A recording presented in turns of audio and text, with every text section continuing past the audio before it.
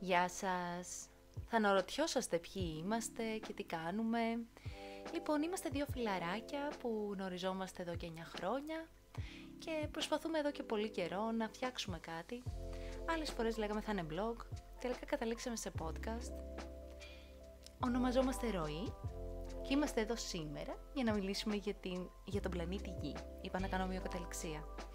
Είμαστε εδώ για να μιλήσουμε για το περιβάλλον και τη βιωσιμότητα. Οπότε, αν νιώθεις απογοήτευση για τον τρόπο που οι άνθρωποι φερόμαστε στη φύση, αν φοβάσαι για το μέλλον, για την κλιματική αλλαγή και αισθάνεσαι ένα περιβαλλοντολογικό άγχος, να ξέρεις πως είναι υγιές και πως δεν είσαι μόνος. Σε αυτό το podcast θέλουμε να μιλήσουμε για όλα αυτά και ταυτόχρονα για τις πιθανές λύσεις που μπορούμε να βρούμε.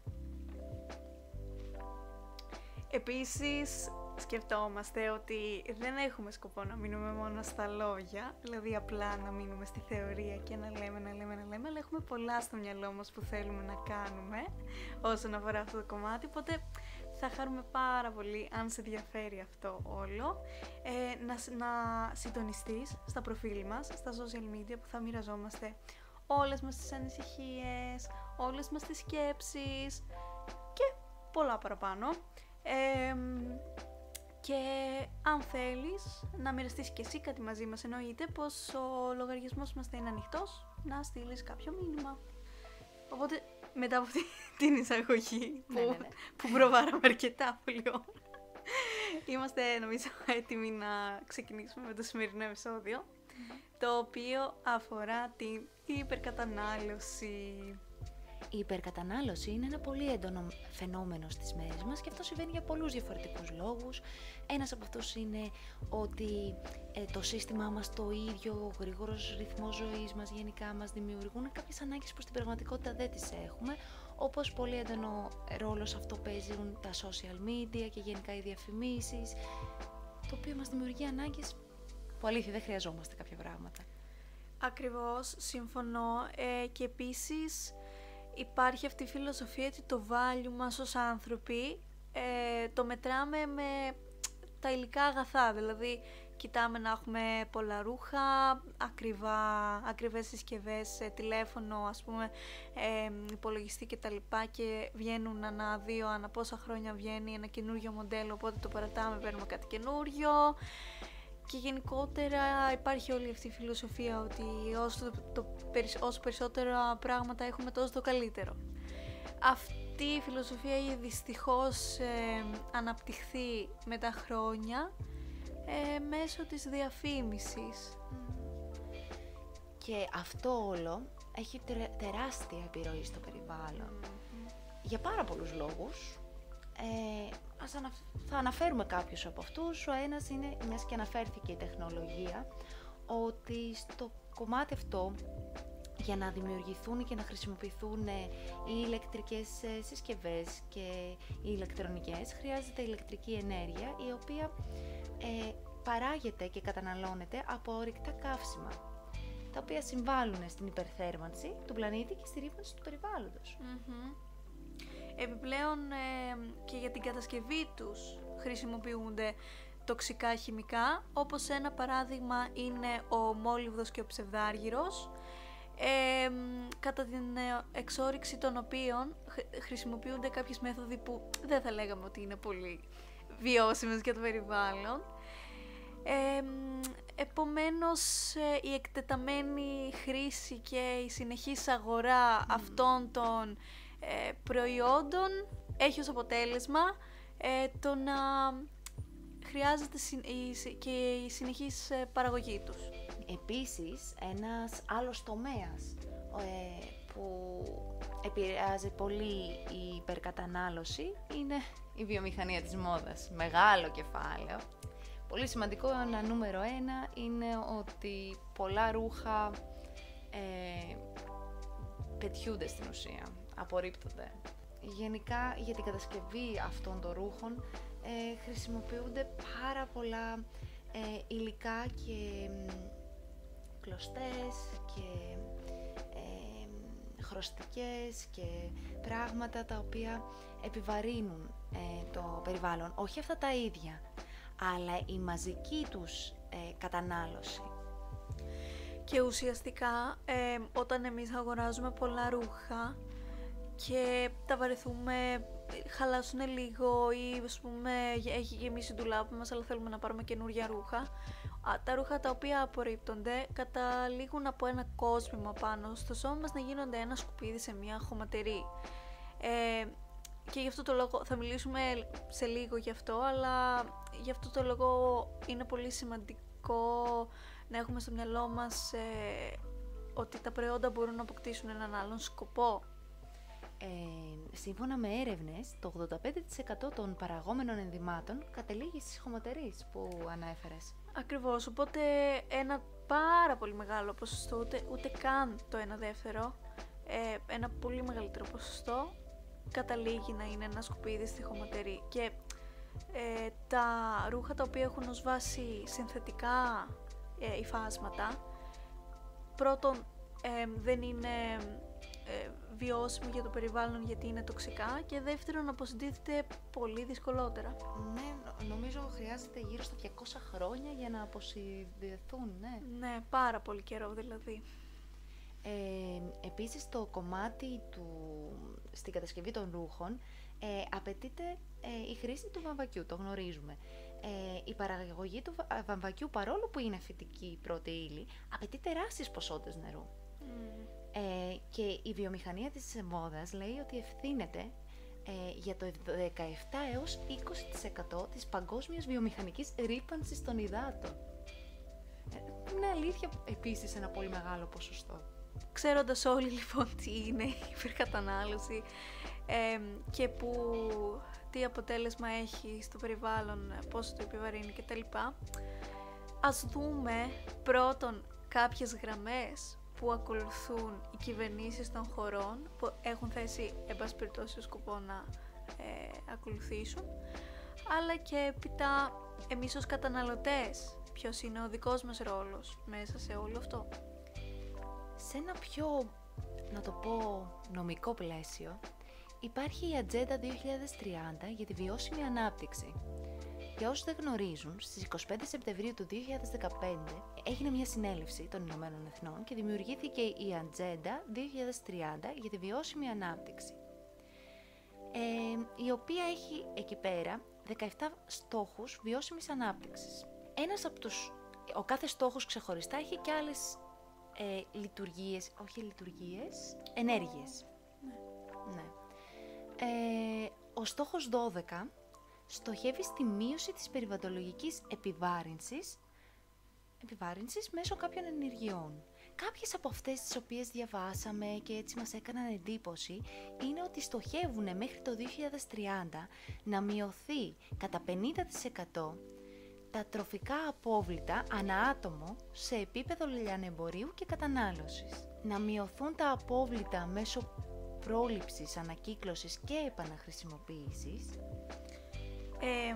Επίσης ενθαρρύνουν τις επιχειρήσεις να υιοθετούν βιώσιμες πρακτικές και να ενσωματώνουν αναφορές βιωσιμότητας, ώστε να υπάρχει μια διαφάνεια. Κάτι είναι πολύ σημαντικό, ο καταναλωτής αν θέλει να κάνει την έρευνά του να μπορεί κάπου να μπαίνει σε ένα site και να βλέπει ότι πώς δημιουργείται αυτό το προϊόν το οποίο εγώ τώρα έχω αγοράσει, με αυτόν τον τρόπο, με αυτή την πιστοποίηση. Οπότε είναι πολύ σημαντική αυτή η γραμμή η οποία έχει θέσει αυτός ο στόχος 12. Η επίτευξη αυτών των στόχων προϋποθέτει συντονισμένες δράσεις από τις κυβερνήσεις, τις επιχειρήσεις και τους πολίτες. Σε κάθε χώρα έχει τον δικό της ρυθμό και τρόπο που θα το ολοκληρώσει, αν το ολοκληρώσει αυτό μέχρι το 2030. Το 2030 είναι σε 5 χρόνια, μερωτικά. Είναι λίγο σύντομα. Αυτό δημιουργήθηκε το 2015, είπες, άρα πριν από 10 χρόνια. Εμείς σήμερα μιλάμε για την υπερκατανάλωση, επομένως ένα πολύ σημαντικό aspect της υπερκατανάλωσης είναι κατά πόσο ξανααποκτούν σκοπό τα προϊόντα που αγοράζουμε. Οποιαδήποτε γραμμή κρατάει η κυβέρνηση, αλλά εντάξει, όλοι γνωρίζουμε ότι το σύστημά μας αυτή τη στιγμή είναι αρκετά δύσκολο να γίνει αυτό, τουλάχιστον και εδώ που ζούμε στην Ελλάδα. και από εκεί και στο εξής μετά ο καθένας έχει το δικό του ρόλο, τον οποίο διαδραματίζει σε αυτό. Τώρα στα πράγματα που εμείς σκεφτόμαστε ότι μπορούμε να κάνουμε, και έτσι γενικά τον τελευταίο χρόνο περίπου, ή 2 χρόνια περίπου, είμαστε σε αυτή τη φάση που σκεφτόμαστε τι μπορούμε να κάνουμε για να βοηθήσουμε λίγο το περιβάλλον, με πάρα πολύ άγχος, με πάρα πολύ στεναχώρια για το τι κάνουμε τώρα, γιατί δεν μπορούμε να αλλάξουμε κάτι πάρα πολύ, δεν μπορούμε να πάμε κόντρα στα μεγάλα πράγματα που συμβαίνουν, δεν έχουμε εξουσία, δεν έχουμε... Τι μπορούμε να κάνουμε ως άνθρωποι που αυτή τη στιγμή με το ζόρι, τέλος πάντων, έχουμε ένα βασικό μισθό και τώρα ξεκινάμε και τελειώσαμε τις σχολές μας και προσπαθούμε να τρέξουμε, να τα καταφέρουμε όλα και γενικά τρέχουμε το πόδι στον γκάζι. Ακριβώς. Και έτσι σκεφτόμαστε γενικά, ψάχνουμε, ενημερωνόμαστε λιγάκι, είναι πολύ δύσκολο. Δηλαδή ξεκινάς κάτι, το αφήνεις στην άκρη, είναι δύσκολο γιατί τρέχεις με άλλα πράγματα, μετά ξαναξεκινάς, είναι λίγο έτσι δύσκολο, αλλά με αυτή την λογική δημιουργήσαμε και αυτό το podcast για να επικοινωνούμε και έτσι να ευαισθητοποιούμε ο ένας τον άλλον. Και έτσι σκεφτήκαμε λιγάκι ότι ο εθελοντισμός, η ανακύκλωση είναι από τα κομμάτια που μπορούμε έτσι σταδιακά, αργά-αργά να κάνουμε. Εννοείται. Η ανακύκλωση είναι ένα πικρό κομμάτι στην Ελλάδα. Αλλά παρόλα αυτά μπορείς να μάθεις τον τρόπο και να το κάνεις σωστά και να κάνεις το κομμάτι που είναι στο χέρι σου και το κομμάτι στο οποίο έχεις εσύ τον έλεγχο, και από εκεί και στο εξής σε πάρα πολλά δεν έχεις τον έλεγχο, οπότε τι σημαίνει αυτό, ότι δεν θα το κάνεις? Άμα πας και κάνεις μια συνέντευξη για δουλειά, δεν είναι στον έλεγχο σου, μα θα σε πάρουν ή όχι, αλλά εσύ πας και κάνεις τη συνέντευξη με τον καλύτερο τρόπο που μπορείς. Και άμα σε πάρουν, σε πήραν. Άμα δεν σε πάρουν, δεν σε πήραν. Το θέμα είναι να προσπαθούμε όσο καλύτερα μπορούμε για όλα, και άμα δεν γίνουν, δεν έγιναν. Στο κομμάτι της ανακύκλωσης τώρα, έτσι λίγο σκέφτομαι κι εγώ, έτσι πως το έχω στο μυαλό μου, ότι είναι πολύ σημαντικό το τι πάμε να αγοράσουμε. Δηλαδή, σωστά. Ας πούμε, το προϊόν που πάω να αγοράσω, πόσο πλαστικό ας πούμε έχει, τι πάω να δώσω μέσα στο σπίτι μου. Ωραία, πλαστικό μπουκάλι. Μπράβο, εμείς στη Θεσσαλονίκη που μένουμε ειδικά, αυτό είναι ένα πάρα πολύ επίσης στενάχωρο κομμάτι. Ναι, και μέσα στα πράγματα που σκεφτόμαστε να κάνουμε, έτσι ώστε να μην αγοράζουμε εξάδες μπουκάλια κάθε τρεις και λιγάκι στο σπίτι μας, είναι να πάρουμε κάποιο, πώς λέγεται, φίλτρο, ναι. Για να το βάλουμε στη βρύση, έτσι λίγο κάπως να μειώσουμε την κατανάλωση του πλαστικού. Και έτσι σκεφτόμαστε τι μπορούμε να κάνουμε για να... καταρχήν στην αγορά του, δηλαδή στην αρχή που πάμε να αγοράσουμε το προϊόν. Και έπειτα ό,τι μπορούμε να ανακυκλώσουμε και να το κάνουμε με όποιον καλύτερο τρόπο γίνεται, το κάνουμε. Εγώ αυτό που έχω κάνει περισσότερο και βασικά και για την υγεία, πολύ σημαντικός λόγος είναι αυτός, έχω ανταλλάξει κάποια κουζινικά από πλαστικά σε ξύλινα. Για παράδειγμα, τάπερ π.χ. του γραφείου έχω αγοράσει γυάλινα,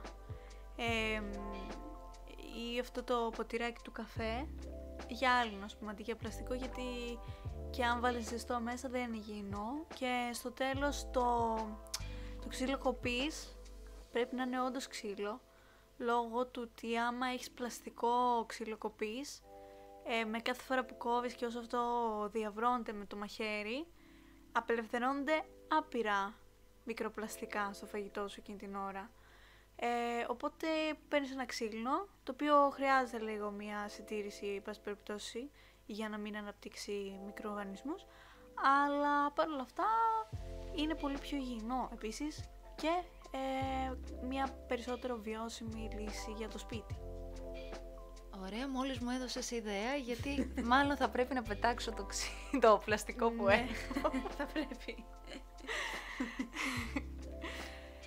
Άλλο ένα πράγμα το οποίο σκεφτόμαστε έτσι, όσον αφορά στο τι μπορούμε να κάνουμε εμείς για το κομμάτι της υπερκατανάλωσης, είναι η αργή μόδα. Ναι. Σκεφτόμαστε, για την ακρίβεια να πούμε λίγα πράγματα για την αργή μόδα, ότι δημιουργήθηκε από την Kate Fletcher. Ίδρυσε το κίνημα της αργής μόδας το 2009, εμπνευσμένη από το slow food, που δίνει έμφαση στην υπεύθυνη παραγωγή και κατανάλωση τροφίμων. Και το κίνημα αυτό επικεντρώνεται στη βιωσιμότητα και δίνει προτεραιότητα στην ποιοτική παραγωγή, στην χρήση ανθεκτικών ανακυκλωμένων υλικών και στις ηθικές πρακτικές εργασίας. Και σκεφτόμαστε ότι έτσι από τα πράγματα που μπορούμε να κάνουμε είναι να αγοράζουμε από εταιρείες, μαγαζιά και τέτοια, τα οποία έχουν αυτή την, πώς να το αναφέρω, αυτή την φιλοσοφία να το αναφέρω. Ναι, εντάξει, είναι λίγο πιο ακριβά συνήθως τα ρούχα. Και θέλει και έρευνα. Επίσης, συγγνώμη που σε δίκοπτω, αλλά θέλει και έρευνα για αυτό που αναφέραμε πριν από λίγο, να γνωρίζουμε τις ηθικές πρακτικές που έχει το κάθε μαγαζί. Πράγμα που είναι πάρα πολύ δύσκολο και χρονοβόρο.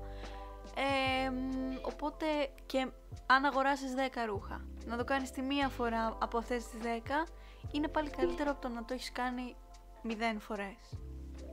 Είναι πολύ πιο ακριβό λοιπόν το ρούχο, απλά διαρκεί και πολύ περισσότερο, είναι πολύ πιο ποιοτικό. Ναι, και ο λόγος που είναι πιο ακριβό είναι πρώτον γιατί πληρώνεις τις εργατόρες κάποιου ανθρώπου και δεύτερον γιατί έχει καλή πρώτη ύλη. Γενικά θεωρούμε ότι...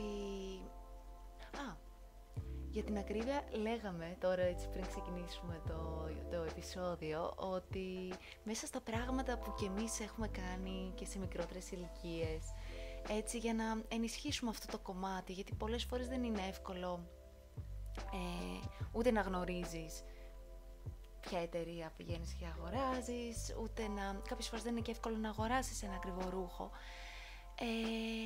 Αλλά έτσι καθόμαστε και σκεφτόμαστε ότι έχουμε πάει σαν μικρότερες κιόλας ηλικίες που ανταλλάσσαμε ρούχα. Δηλαδή παίρναμε κάποιο ρούχο το οποίο δεν θέλαμε και το δίναμε σε κάποιον άλλον, παίρναμε από κάποιον άλλον. Τα second hand επίσης που αγοράζουμε. Ή να ανταλλάζεις ρούχα με τους φίλους σου, είναι πολύ ωραίο αυτό. Γενικότερα, ναι, εννοείται ότι άμα δεν θες κάποιο ρούχο είναι πολύ σημαντικό να το δωρίζεις αντί να το πετάς. Είτε σε κάποιον γνωστό σου, είτε σε κάποιον συγγενή σου, είτε σε κάποιον οργανισμό ή σε μαγαζί second hand για παράδειγμα.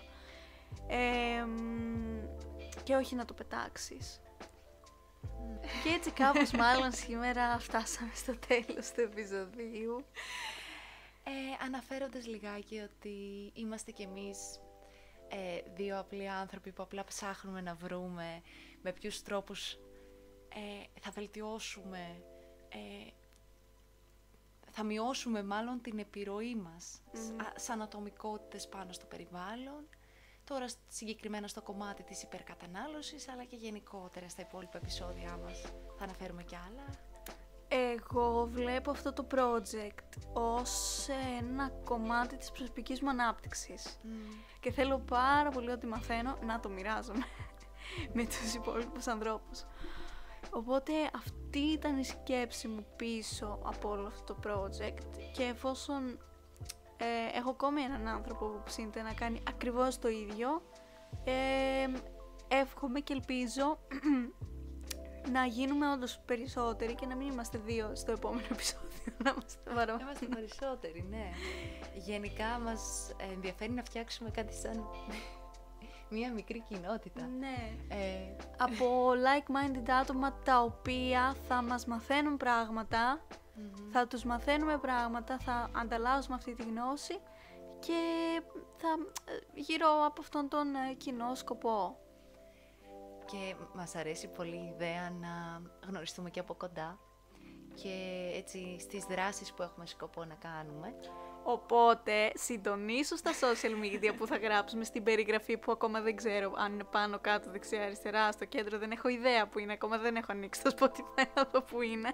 Αλλά εν πάση περιπτώσει συντονίσου στα social media. Αυτά από μας για αυτή τη φορά. Ελπίζουμε να σου άρεσε αυτό το επεισόδιο. Σε περιμένουμε στο επόμενο. Καλή συνέχεια.